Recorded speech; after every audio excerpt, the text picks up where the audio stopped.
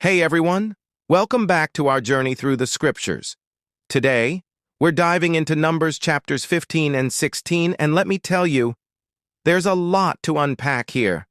It's a powerful story about grace, responsibility, and the serious consequences of rebellion. So, picture this. The Israelites have just made a huge mistake. They refused to enter the promised land, and as a result, they're facing 40 years in the wilderness. It's a moment of deep failure and disappointment. But what's the very first thing God does? In chapter 15, he starts giving them laws for when they enter the land, not if, but when. He talks about the offerings they will bring, the first fruits they will present. This is pure grace.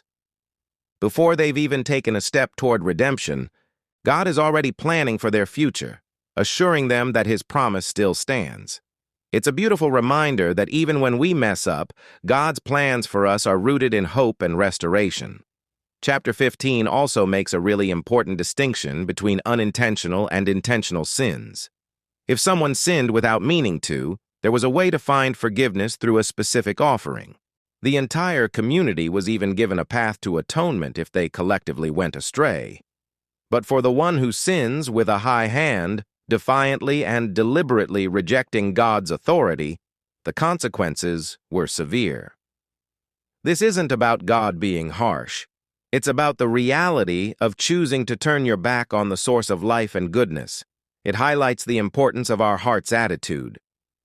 Are we humbly seeking to follow, even when we stumble, or are we proudly walking in our own direction? To help them remember, God instructs them to put tassels on their garments, a physical daily reminder to look, remember, and obey God's commands, and to not follow the desires of their own hearts and eyes. Then things take a dramatic turn in chapter 16. A man named Korah, along with Dathan, Abiram, and 250 other well-respected leaders, rise up against Moses and Aaron. Their complaint sounds almost reasonable on the surface. They say, "The whole community is holy, every one of them, and the Lord is with them. Why then do you set yourselves above the Lord's assembly?" They were challenging the leadership structure that God himself had established, but Moses saw right through it. This wasn't about holiness. It was about pride and a lust for power. Korah was a Levite, already set apart for a special service to God, but it wasn't enough for him. He wanted the priesthood, a role God had specifically given to Aaron and his descendants.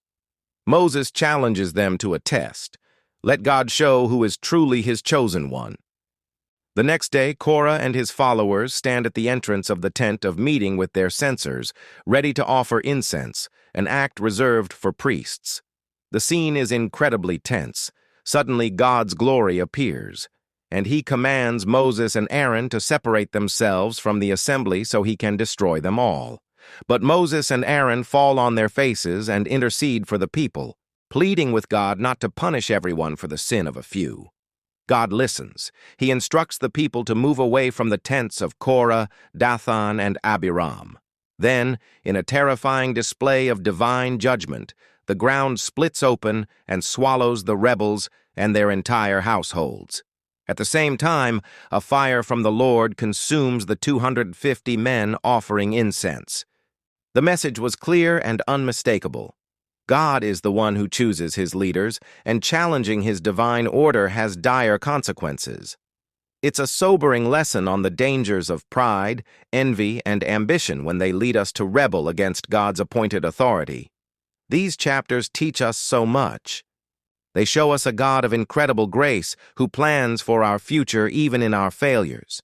They call us to a life of intentional obedience, guided by reminders of his goodness. And they warn us about the destructive power of pride and rebellion. It is a call to humbly accept the place God has given us and to trust his perfect plan. Thanks so much for joining me today. I hope this deep dive was encouraging and thought-provoking for you. If you got something out of this, please hit that like button and subscribe so you don't miss our next video. I'd love to hear your thoughts in the comments below. See you next time.